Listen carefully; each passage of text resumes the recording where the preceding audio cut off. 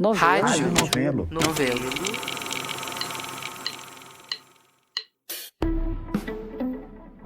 A minha convidada de hoje é a hidrogeóloga Joana Guimarães. Eu quis conversar com ela porque ela é hoje reitora da Universidade Federal do Sul da Bahia. Uma mulher negra, reitora no estado mais negro do Brasil, me pareceu a pessoa ideal para falar de um tema que me interessa muito: as cotas raciais.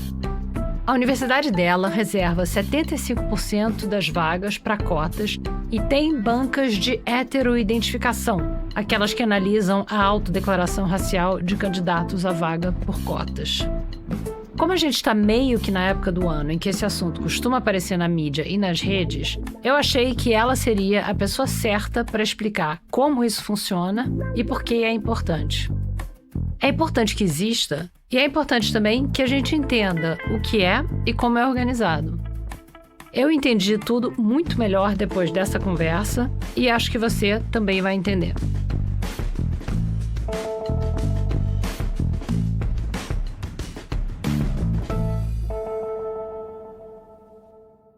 A minha primeira pergunta não tem nada a ver com nada, mas é uma curiosidade que eu fiquei, porque eu vi você falando numa entrevista que quando você era criança, você queria ser aeromoça, que hoje em dia a gente chama de comissária de bordo. Né? Então, primeiro, por que você queria ser comissária de bordo? E como é que aconteceu de você virar cientista? Na verdade, a minha ideia de ser comissária de bordo era muito porque eu queria muito viajar. Porque a gente vivia, né, no lugar que... O máximo que a gente fazia era de uma cidadezinha para outra aqui, uma do lado da outra. E meu hobby favorito era pegar um atlas e ficar vendo os lugares no mundo. Eu sabia todos os países, as capitais, porque eu adorava. E eu ficava sonhando que um dia eu ia conhecer todos esses lugares, né? Então, por isso, ser comissária, né? E aí, como é que a geologia entrou nessa história? Eu, muito criança, quando eu comecei a desenvolver nos estudos, né, eu estudei aqui em Itabuna, quando eu era criança, e depois a gente mudou para Salvador, né, o meu pai acabou arrumando um emprego em Salvador e acabou indo todo mundo embora para Salvador, e eu comecei a estudar e comecei a vislumbrar a possibilidade de fazer uma universidade, porque quando eu morava em Itabuna eu não tinha essa possibilidade, embora eu tivesse o sonho, mas era uma coisa meio longe, de impossível, porque não tinha nenhuma faculdade aqui em Itabuna, não tinha nada. Minha mãe era uma grande incentivadora da gente, porque ela tinha uma grande frustração por não ter estudado, então ela queria muito que a gente estudasse. Então, quando eu fui para Salvador, aí eu vi a possibilidade, porque eu tinha a Universidade Federal, era gratuita, eu fiz a 8ª série em Salvador, e aí eu fiz o processo seletivo, fui para a escola técnica, aí começou o mundo a meio que se abrir, né? Olha, eu posso, né? Aqui tem possibilidades. Quando eu fui fazer a escola técnica, meu desejo, ou minha aspiração era fazer um curso técnico e trabalhar no polo petroquímico. E aí eu ia ter um salário razoável, ia poder ajudar a família, enfim, era o máximo que eu sonhava. Mas depois de um tempo, né, eu fui tomando gosto pelo estudo e lá eu fiz química e aí eu queria fazer engenharia química. Trabalhei um pouco no polo petroquímico e aí eu me desencantei muito com o processo no polo, enfim, o trabalho e o ambiente. E aí eu conheci um colega, ele era estudante de geologia, a gente começou a falar sobre geologia, sobre, enfim, e aí eu disse, olha, acho que esse negócio eu gosto disso aí, né, acho que é legal isso aí. Aí resolvi fazer geologia, né. E no polo petroquímico, você falou que não era um ambiente bom, não era um clima bom, por quê?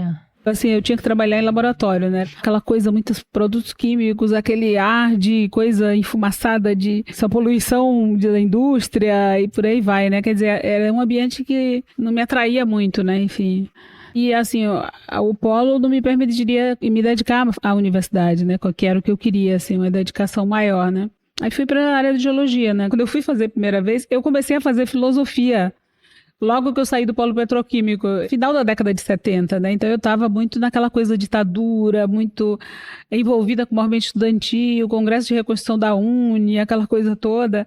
Acabei cursando um pouco de filosofia e depois eu fiz outro vestibular, né, para geologia, porque o pragmatismo me venceu, porque eu ficava assim pensando, a família é muito pobre, eu era mais velha, né? E eu precisava ter uma garantia de que a gente ia ter uma condição de melhoria, de um emprego que me rendesse alguma coisa. E aí meu pai perguntava, o que filósofo faz? Eu disse, pensa, meu pai. Ele falou, você precisa ir para a universidade para pensar.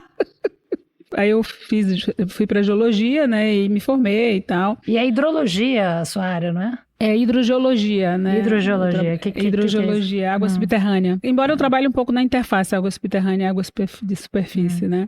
Mas agora, eu imagino que você não consiga se dedicar muito à pesquisa, porque você é reitora, né? Então, essa é uma outra curiosidade minha, é assim...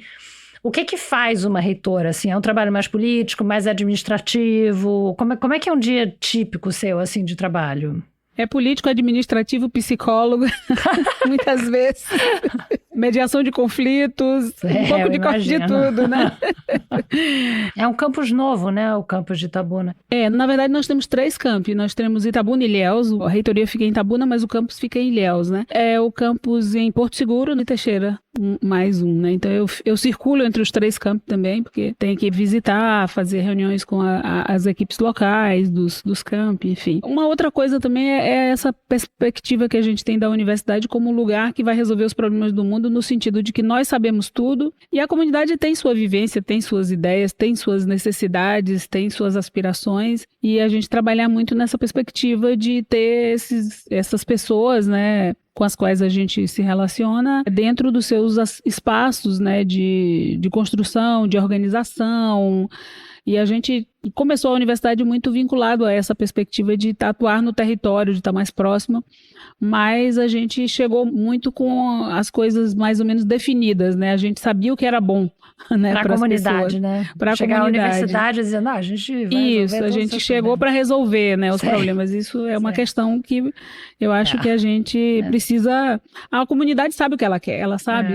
Ela só não tem muitas vezes a oportunidade, mas ela sabe, né? A universidade costuma fazer isso, a ONG costuma fazer isso, fundações internacionais ou nacionais costumam fazer isso, né? Isso. E as comunidades ficam, opa, peraí, eu que tô aqui. Eu que sei uma ação meio assistencialista, né? A gente tinha esse relacionamento, mas precisava se traduzir em algo que fosse mão dupla, né? Assim, a gente tinha muito que aprender com a comunidade e tudo mais. Porque, na verdade, a proposta era essa, desde o início, mas isso acaba que a universidade ela é muito formada por pessoas que têm sua agenda, né? Os pesquisadores, os professores, tem sua agenda de pesquisa, de trabalho, e que é normal, é natural, mas a instituição precisa ter indução de certas coisas para que a gente possa, então, seguir uma determinada forma de agir do que a instituição pretende, não o que é que as pessoas individualmente querem, né? A questão da diversidade era uma das coisas que estava no seu programa? Sim.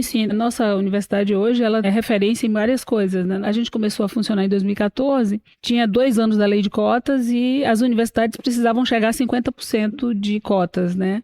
E muitas ainda não tinham 50%, porque estavam fazendo os ajustes e aprovando suas resoluções. Nós já iniciamos com 55% de cotas, né? E logo depois, em 2017, a gente ampliou as cotas para 75%. Nós temos 70% de cotas para pós-graduação, por exemplo, né? Sendo 50% para negros, pretos e pardos, né? E também fomos a primeira universidade a ter cotas para pessoas trans. Então tem 75% de cotas de um modo geral. 50% dessas 75% são para pessoas negras. Na graduação, segue a lei de cotas. O percentual dentro das 75% tem aqueles percentuais que são distribuídos para os vários... De escola pública e isso, etc. Escola pública todos são, né? A cota já pressupõe que todo mundo é de escola pública. Um aluno negro, por exemplo, que estudou em escola particular, ele não faz jus à cota, né? O corte geral é aluno egresso de escola pública. Esse é o principal. Ele tem que ser egresso de escola pública. E, no nosso caso, 75% da cota é para aluno que é egresso de escola pública. Porque muitos municípios aqui não tem nem escola particular, só tem escola pública. E, então, assim, no nosso caso, 75% de cotas para egresso de escola pública. Dentro desses 75%, aí a gente tem os percentuais para pretos e pardos e indígenas, que ainda está junto. Temos o percentual para pessoas com deficiência. E nós criamos o que a gente chama de vagas supranumerárias, ou seja, a gente reserva uma vaga de cada curso para ciganos, para quilombolas, para indígenas aldeados e para pessoas trans, por exemplo, né? E vocês conseguem preencher essas vagas todas? Hoje a gente está com uma crise muito grande no ensino superior, de interesse dos jovens pelo ensino superior.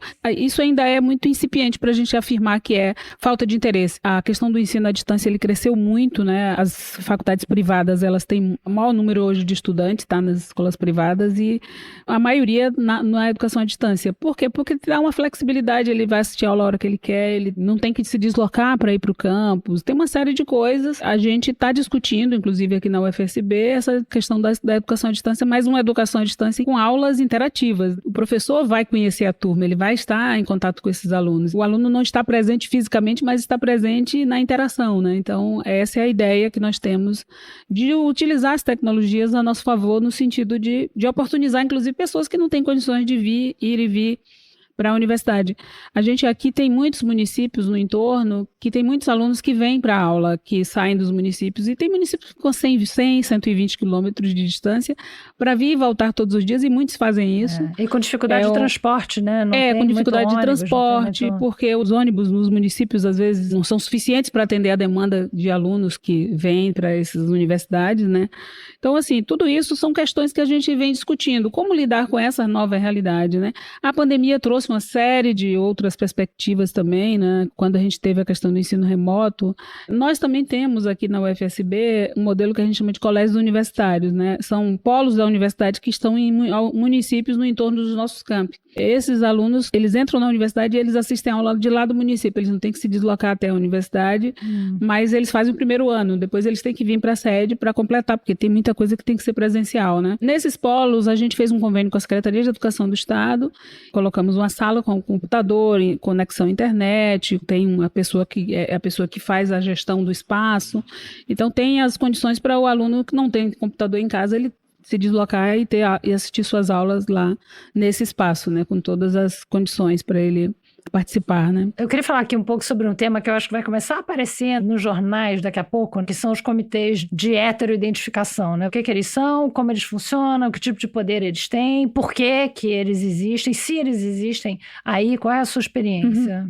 Existem, assim, nós temos comitê de heteroidentificação, né? Eu até escrevi esses dias um artigo sobre isso, falando da importância das bancas de heteroidentificação para a garantia das cotas. As pessoas muitas vezes falam assim, é para verificar se a pessoa não falsificou. Não existe falsificação da autodeclaração. Você se autodeclara, eu digo eu sou negra, eu sou branca, eu sou, enfim, indígena. E ela foi muito importante lá atrás, porque as pessoas não queriam se declarar negras. A gente queria se embranquecer. A gente alisava os cabelos, a gente queria ser branco, porque ser negro nunca foi uma coisa boa, né? Na minha família, eu já vi pessoas falando assim, isso era uma coisa que a gente ouvia quando era criança. A gente precisa limpar a raça, né? Limpar a raça significava casar com alguém mais branco, né?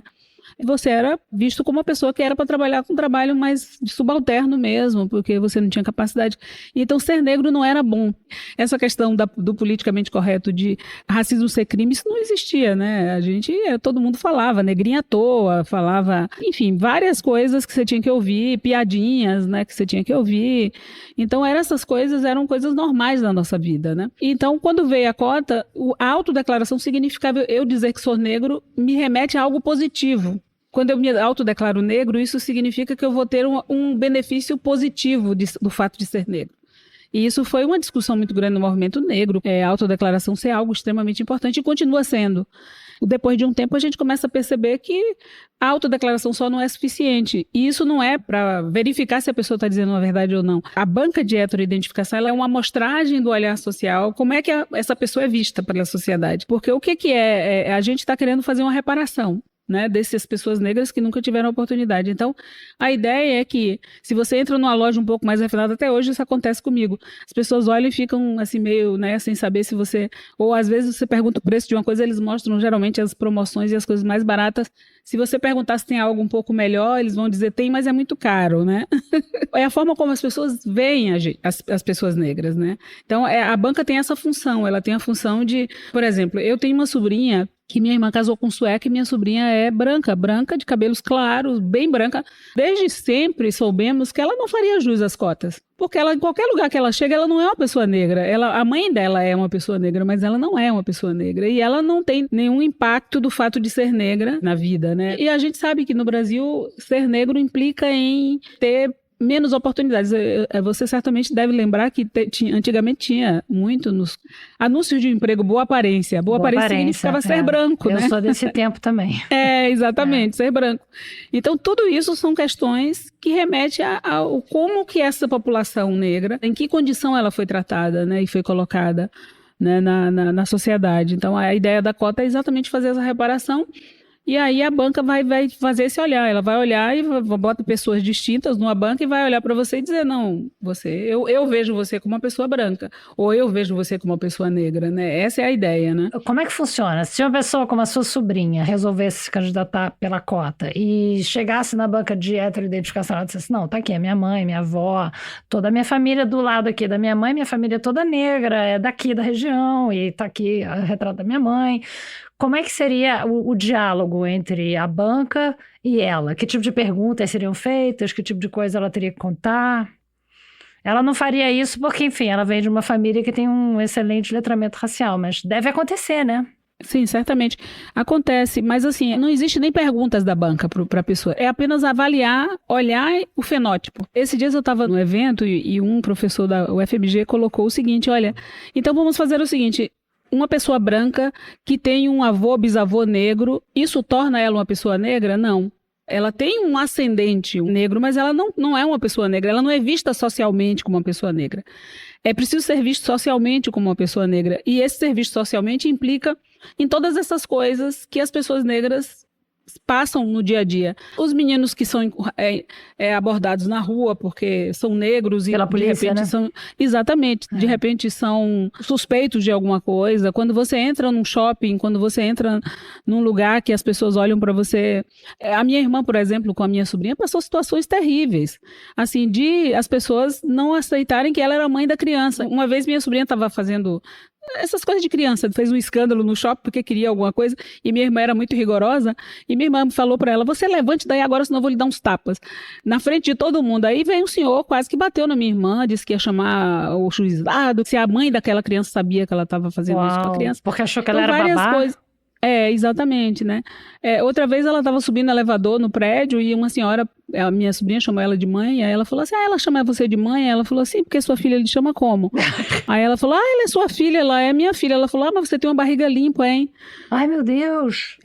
Exatamente. Então, esse tipo de coisa, percebe? Assim, quando a pessoa olha para você e você é esse ser. Então, é isso que a banca faz. A banca olha e avalia como que a sociedade te enxerga. Eu fui para a Rússia agora, em outubro, para um evento lá, e voltando da Rússia, eu peguei um voo de Madrid para São Paulo. Sentei no corredor e chegou uma senhora, e essa senhora começou a falar para o marido que ela não ia conseguir viajar do lado deste fedor, que era eu, no caso. Ela falou isso várias vezes e ficou assim incomodadíssima. E eu fiquei ali porque ela estava conversando com o marido, não se dirigiu em nenhum momento a mim, mas ela estava apontando para mim. E aí depois o pessoal serviu lá um lanche, uma refeição, e ela falou para o marido que queria ir no banheiro. E eu estava sentada no corredor, eu fiquei sentada esperando que ela falasse comigo para pedir que eu levantasse para ela ir no banheiro. E ela saiu pulando as mesas, porque tinha uma outra pessoa na outra ponta para sair pelo outro lado para não falar comigo, né? Quer dizer, é só esse tipo de coisa que acontece. Isso agora, ainda acontece. Isso agora, outro dia, né? Outubro, agora. Meu Deus. Então, assim, são essas questões que a gente está falando, né? De que existe ainda... É uma outra experiência de se mover pelo mundo, né? De estar no mundo, né? Exato. Completamente diferente, a sua e a minha, por exemplo. E qual é a autonomia e o poder da banca? Porque andou saindo algumas histórias de decisões de bancas sendo revertidas pela justiça, né? O que acontece nesses casos? Claro que quando vem um mandato judicial, a gente tem que cumprir o mandato judicial. Não tem como dizer, não vou cumprir. A gente cumpre. A universidade recorre, muitas vezes, né?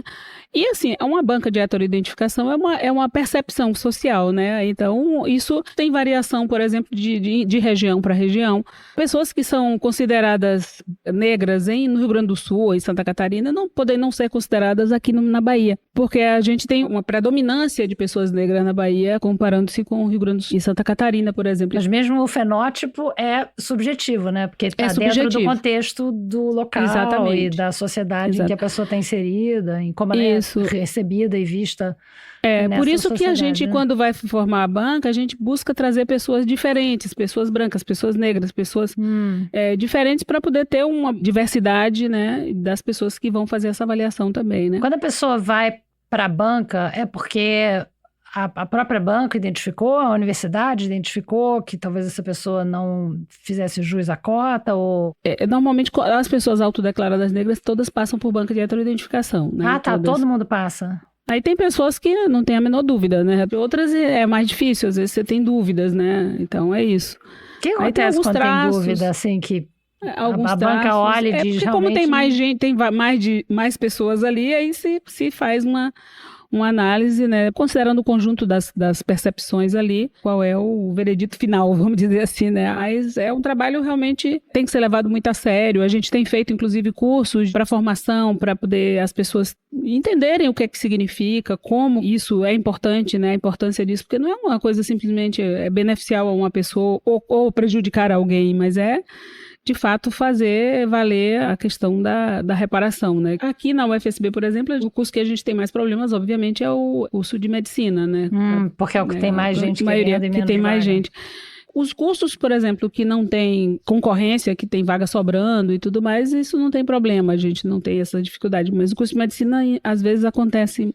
Já reduziu muito para o que era antes, mas já tem reduzido, até por conta das bancas, as pessoas já têm um pouco mais de cuidados ao fazer a autodeclaração, né? E as pessoas, então, entendem o que é a banca de heteroidentificação e entendem a importância. Isso não é uma questão polêmica na universidade ou na cidade, no estado, né?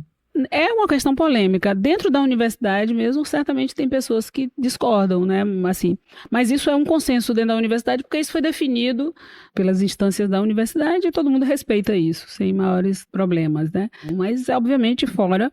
Há quem discorde disso, porque as pessoas continuam insistindo na meritocracia. Mas meritocracia é uma coisa, você nasceu, você teve todas as condições, É diferente quando a meritocracia, você é uma criança que é criada tendo que trabalhar, tendo que cuidar dos irmãos, não tendo escolas de qualidade, né? Porque a gente enxerga só as coisas mais objetivas, mas a gente não vê as coisas subjetivas em relação ao fato de você ser uma criança criada sem absolutamente nenhum acesso a esse capital cultural que a gente adquire ao longo da vida, né? Quando você tem pais e mães que podem dar a você viagens, cinema, livros e, sabe, viajar pelo mundo. É completamente diferente de você morar numa periferia, sabe, num barraco em que você não tem acesso a nada disso. Eu não estou dizendo que essa cultura elitista é melhor do que... Mas é uma questão de que o mundo que vai lhe avaliar é esse mundo. Aí ele vai levar em conta isso aí, quanto que você já viajou, quantas línguas você fala, tudo isso está contando, né? Então é avaliado objetivamente, mas as condições que são dadas para as pessoas não são as mesmas, né? Mas que bom que está funcionando, né? Tá funcionando. Que as bancas estão dando certo e que está diminuindo a necessidade de você ter bancas, né? Eu vi numa entrevista que você deu para o UOL no ano passado, em que você disse o seguinte, você disse... Ainda escuto que eu sou a reitora, mas que quem manda na universidade é o meu vice.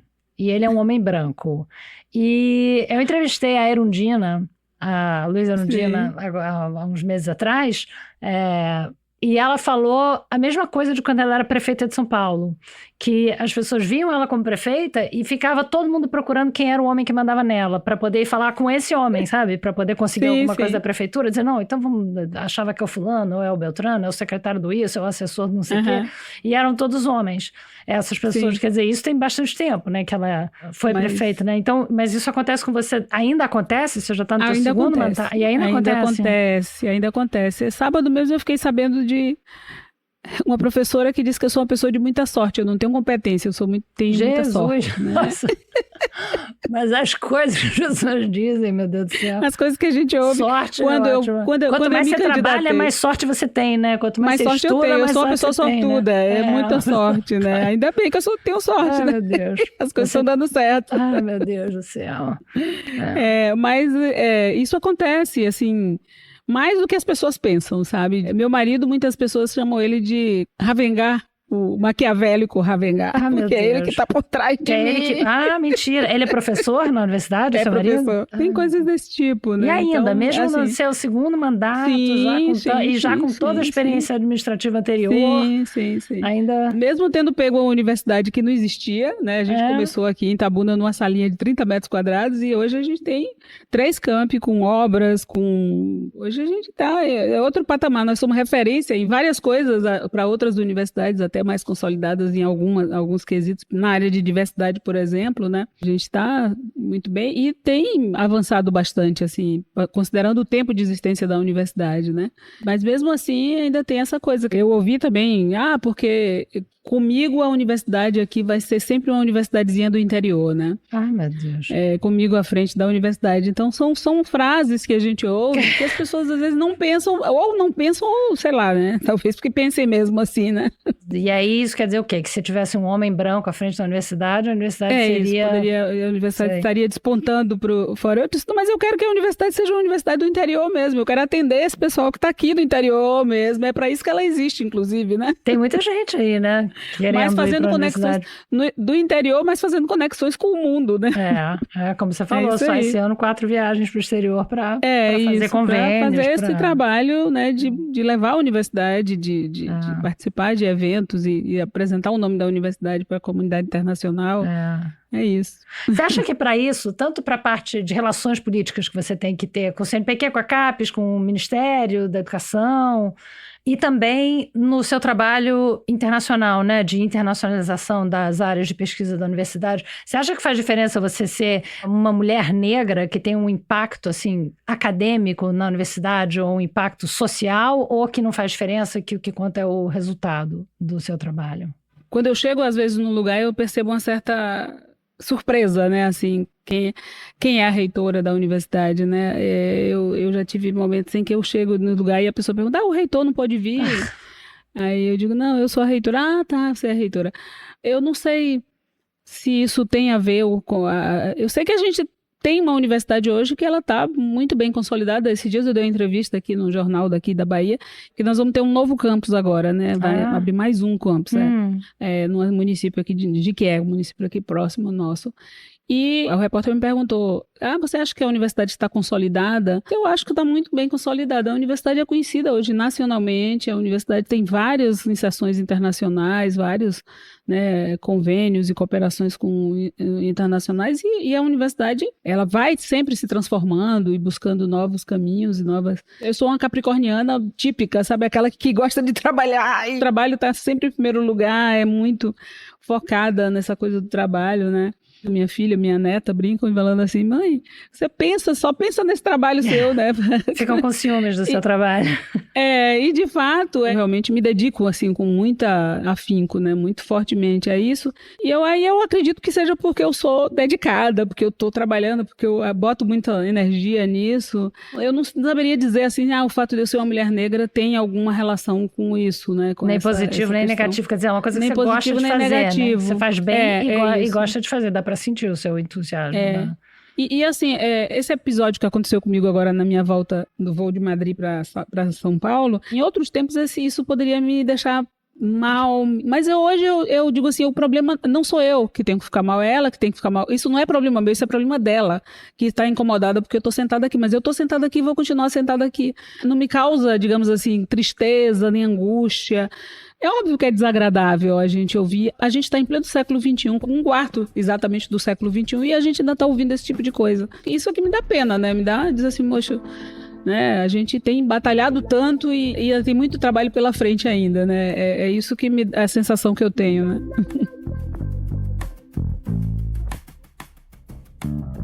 A gente volta já.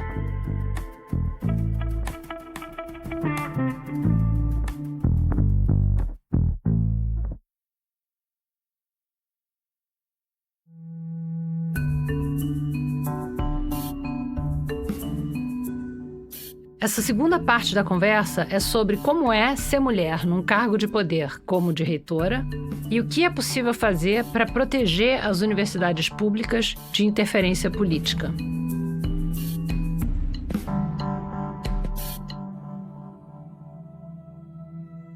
As universidades públicas durante o governo Bolsonaro sofreram demais, né? Com sei lá quantos ministros da educação e corte em tudo quanto é tipo de orçamento de pesquisa, né? Enfim, a gente não sabe o que vai acontecer no futuro, né? Considerando assim o que está acontecendo no mundo, a tendência não é muito favorável, né? Tem mecanismos assim de proteção que poderiam ser implementados para as universidades, digamos, durante um governo um pouco mais progressista, para conseguir proteger as universidades de um ataque anti-ciência, anti-intelectual, que é essa extrema-direita que a gente tem? Eu acho que uma proteção para as universidades seria ter uma lei que garantisse o orçamento da universidade, porque o nosso orçamento é aprovado pelo Congresso anualmente, e aí, a depender das condições, é mais ou menos, há cortes ou não.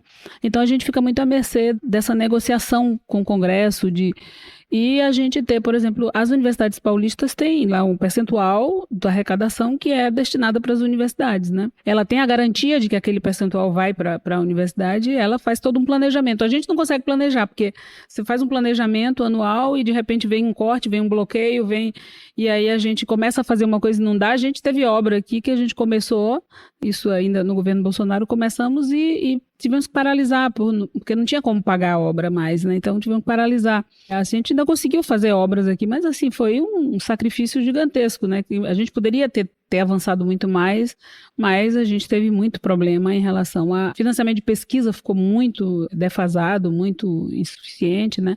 Então, assim, eu acho que a gente precisava, assim, ter uma lei que garantisse um percentual para garantia do ensino superior, né? Assim, para que a gente pudesse ter um percentual do PIB, sei lá, algum índice que pudesse garantir que a gente tenha aquilo garantido independente do governo que esteja no momento, né?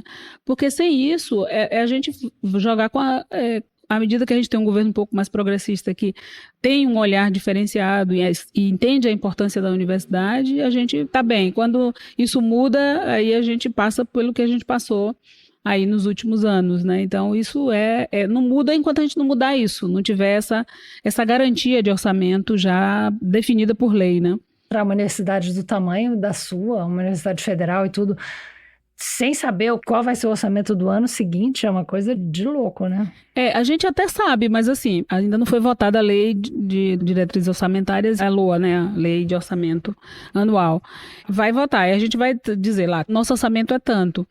Só que esse orçamento, ele chega lá, em algum momento tem um bloqueio, porque tem que ter superávit, né? Tem que ter o mercado, fica nervoso, e aí tem que ter cortes, tem que ter bloqueios.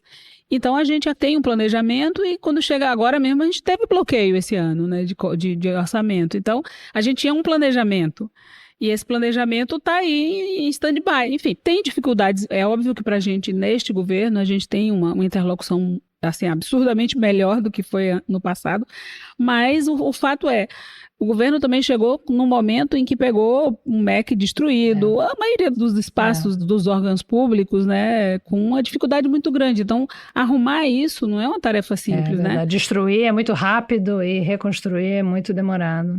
E a gente tem um Congresso também que tá difícil, né? Que também é anti-ciência, né? E anti-intelectual, né? Exato. A gente tem um Congresso hoje com o qual a gente tem uma dificuldade muito grande no sentido de pensar da questão do desenvolvimento, a questão científica, a questão do ensino superior, da educação. E a importância disso tudo para o desenvolvimento do país, né? Porque que eles deveriam estar aumentando o orçamento e apoiando o ensino superior e o ensino, de um modo geral, no Brasil. Para o país crescer, né? Não tem essa... Sem dúvida. Que eles não fazem essa ligação. Então, só para concluir aqui, falando em ciência, em anticiência, etc e tal, você consegue ainda fazer pesquisa, trabalhar como pesquisador? Eu imagino que não, né? Porque é uma vida assim que... assim, ou você, de vez em quando, encontra um colega no corredor e diz, o que está acontecendo aí no mundo da geohidrologia, que eu já não sei mais. Eu até acompanho bem, eu participo de bancas de doutorado, bancas de mestrado. Ultimamente eu tenho escrito mais coisas, não artigos científicos para publicar em revistas qualis e tal, porque eu não estou fazendo grandes pesquisas, né, nesse momento, mas eu tenho trabalhado em fazendo alguma publicação em mídias mais...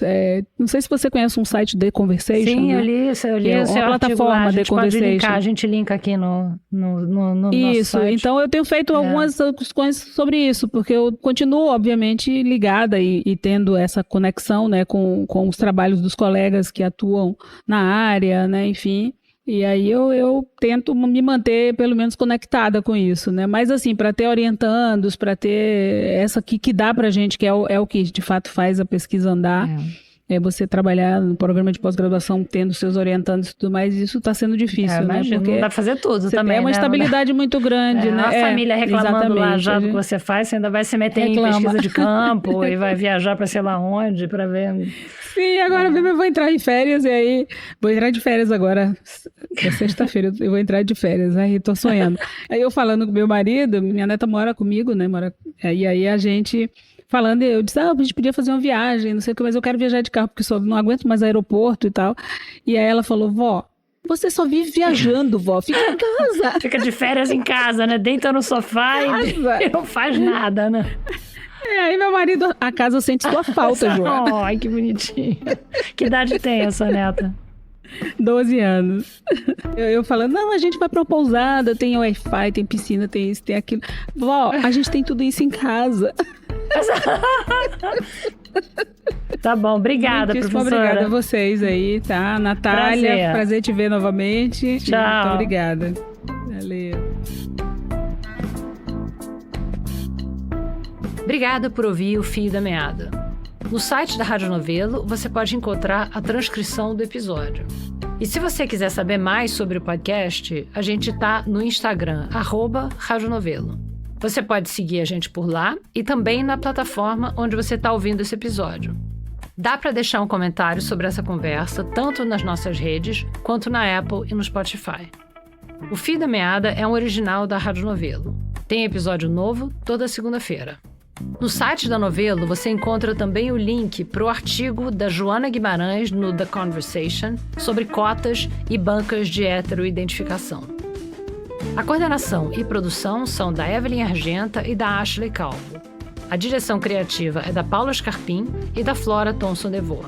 A direção executiva é da Marcela Casaca. A edição executiva é da Natália Silva. A gerência de produto é da Juliana Jäger. A montagem desse episódio é da Luísa Silvestrini e a sonorização e mixagem são da Júlia Matos. A música original é da Luna França. A gravação dessa entrevista foi feita pelo Heleno Nazário na Universidade Federal do Sul da Bahia. O apoio de produção é do Vitor Hugo Brandalize, da Bia Guimarães, da Sara Zoubel, da Carol Pires, da Bárbara Rubira, da Carolina Moraes e da Isabel de Santana. A produção desse episódio foi da Natália Silva. O desenvolvimento de produto e audiência é da Bia Ribeiro. A identidade visual é da Natasha Gompers. A coordenação de ilustração e design é do Gustavo Nascimento. A análise administrativa e financeira é da Tainá Nogueira. E a transcrição é da Flora Vieira. Obrigada e até a semana que vem.